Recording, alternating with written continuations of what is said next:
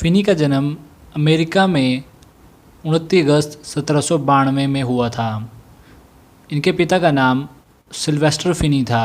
Finney के पिता के 16 बच्चे थे और फिनी सबसे छोटा था। 2 साल की उम्र में फिनी के पिता फिनी को अपने साथ ले गए जहां वो काम करते थे। बचपन में पढ़ाई पूरी की। वहाँ फिनी की संगति अच्छी नहीं थी, पर फिर भी फिनी ने अपनी पढ़ाई की। फिर उसके बाद फिनी ने लॉ की पढ़ाई करनी शुरू की। कहा जाता है कि जब फिनी लॉ की पढ़ाई कर रहे थे तब उनकी उम्र 26 से 29 साल के करीब थी। फिनी एक संदेह करने वाले व्यक्ति थे जो कि हर बात पर शक करते थे। फिनी चर्च में क्वायर के डायरेक्टर थे, यानी जो संगीत मंडली होती है उसके डायरेक्टर थे, पर फिनी यानी वो बचाए हुए नहीं थे। यानी उन्होंने ना तो बपतिस्मा लिया था, ना परमेश्वर को कभी महसूस किया था। फिनी और उनके पास्टर की हमेशा बहस होती थी, क्योंकि फिनी संदेह करता था कि जो आप प्रचार कर रहे हो वो गलत है या कुछ भी। वो बहस करते थे। फिनी का पास्टर समझदार था, वो फिनी की बात को अनदेखा कर देता था। कई बार पास्टर फिनी को कहते थे क्या मैं तुम्हारे लिए प्रार्थना करूं, पर फिनी जवाब देता था कि आपकी प्रार्थनाओं का जवाब आपको नहीं मिल रहा तो मुझे नहीं करवानी। फिनी की बाइबल पढ़ने में कोई रुचि नहीं थी। फिनी ने बाइबल इसलिए पढ़ी थी क्योंकि वो लॉ की पढ़ाई कर रहा था और क्योंकि उसे हर चीज़ का ज्ञान होना ज़रूरी था, क्योंकि लॉ में यानी वकालत में हर चीज़ सबूत के तौर पर देखी जाती है। 28 या 29 साल की उम्र में फिनी पाप का बोझ लिए घूम रहा था। तब फिनी ने एक दिन कहा, परमेश्वर अगर तू मुझे बचाता है तो मैं तेरा प्रचार करूँगा। और फिर उसने एक दिन कमरा बंद किया और वहाँ उसने कहा कि मैं यहाँ से नहीं जाऊँगा जब तक मैं तुझे नहीं देख लेता। उस दिन फिनी ने एक दर्शन को पाया जिसमें उसने परमेश्वर को आमने सामने देखा।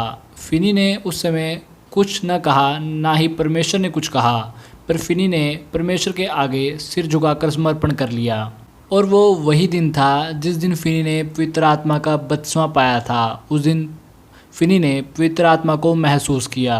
फिनी बाइबल को छुपकर पढ़ता था। वो बाइबल को लॉ की किताबों के नीचे छिपा कर रखता था। वो इसलिए रखता था क्योंकि फिनी हर चीज़ पर संदेह करता था, उसे हर चीज़ पर शक होता था। इसलिए कुछ लोग चर्च में यहाँ तक भी कहते थे कि अगर फिनी परमेश्वर ग्रहण कर लेगा तो मैं भी कर लूँगा। सबको पता था कि फिनी ज़िद्दी है और फिनी परमेश्वर ग्रहण नहीं करेगा।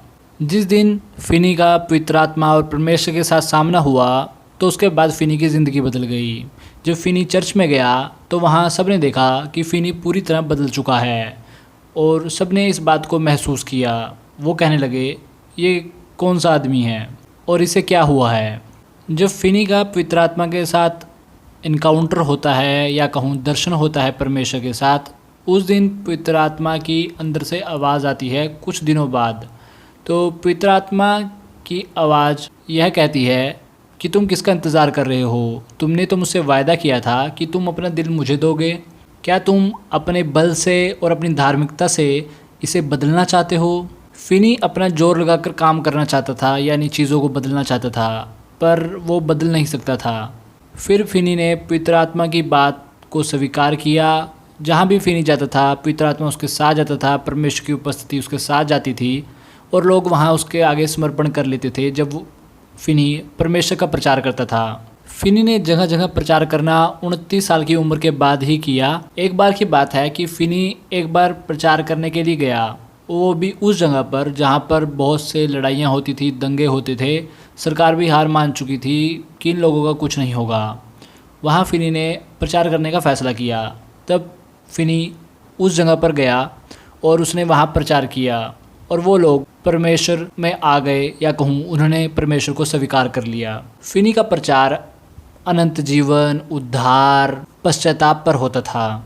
एक बार की बात है कि फिनी एक जगह प्रचार कर रहा था एक कस्बे में। तो एक आदमी अपने घोड़ा गाड़ी पर वहाँ काम करने के लिए आया था। तो वो वहाँ से होकर गुजर ही रहा था तो उसकी आंखों से आंसू आने लगे और वो रोने लगा। उसने अपना काम बंद कर दिया और फिर वो रोने लगा और बाद में उसने कहा कि मैंने परमेश्वर को एहसास किया है, क्योंकि उस पूरे शहर में या कहूँ कस्बे में परमेश्वर की उपस्थिति थी। फिनी के बारे में कुछ बातें हैं कि फिनी कभी चर्च नहीं गए, उन्होंने कभी प्रार्थना नहीं की थी बचपन में, ना तो उनके माता पिता मसीह थे, ना उन्होंने कभी बाइबल पढ़ी, ना बाइबल को कभी जाना था। जब फिनी का परमेश्वर के साथ आमना सामना हुआ तब फिनी ने 3 महीने बाइबल पढ़ी और फिनी जहाँ भी कहीं प्रचार करने जाता था वहाँ परमेश्वर की उपस्थिति भी साथ जाती थी। तो उस जगह में सब लोग तो बदल ही जाते थे, बल्कि वहाँ के सभी दारू के ठेके भी बंद हो जाते थे। फिनी बचपन से ही संदेह करने वाला एक व्यक्ति था, तो फिनी के पास्टर ने कहा था कि तू कभी बदल नहीं सकता, तू ना तो कभी बचाया जा सकता है, यानी परमेश्वर के द्वारा। पर जब वो बचाया गया तो वो पास्टर भी देखकर हैरान था। फिनी ने 29 साल की उम्र में शादी की थी और फिनी के शादी होने के 5 दिन बाद फिनी की पत्नी ने कहा कि बाज़ार जाकर कुछ सब्ज़ी ले आओ। तो फिनी गया झोले में बाइबल डालकर। तो फिनी ने वहाँ 1 महीने तक प्रचार किया। तब फिनी को याद आया कि मेरी शादी भी हुई है, तो फिनी वापस घर गया।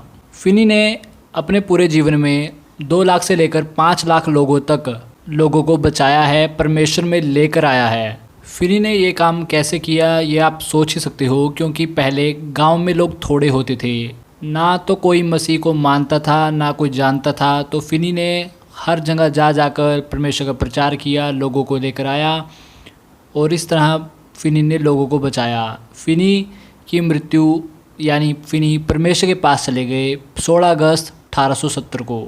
और यही कहानी थी पास्टर चार्ल्स फिनी की। और एक बात तो मैं भूल ही गया कि फिनी में एक पाप था जो कि था घमंड, तो फिनी ने उसे दूर किया परमेश्वर के अनुग्रह के द्वारा। हे दोस्तों, अगर आप चैनल पर नए हैं तो चैनल को सब्सक्राइब कर लीजिए और नोटिफिकेशन बेल यानी घंटी वाले बटन को दबाना मत भूलना, ताकि आपसे कोई भी वीडियो मिस ना हो। मैं इस चैनल पर आपके लिए पोस्टर, प्रॉफिट, पास्टर उन सब की गवाहियाँ और उनके प्रचार लेकर आऊँगा कि परमेश्वर ने उनसे कौन से काम लिए, उन्होंने ऐसा क्या किया, परमेश्वर उनकी ज़िंदगियों में क्या किया, मैं इस चैनल पर आपके लिए लेकर आऊँगा, चाहे वो पास्टर किसी भी देश से क्यों ना हो। और आखिरी और ज़रूरी बात, इस चैनल को अपने मसीह भाई बहनों और अपने चर्च के लोगों के साथ बांटना मत भूलना, ताकि वे सब मसीह में बढ़ते जाएँ और विश्वास में बढ़ते जाएँ। तो मिलते हैं दोस्तों अगले हफ्ते। अलविदा।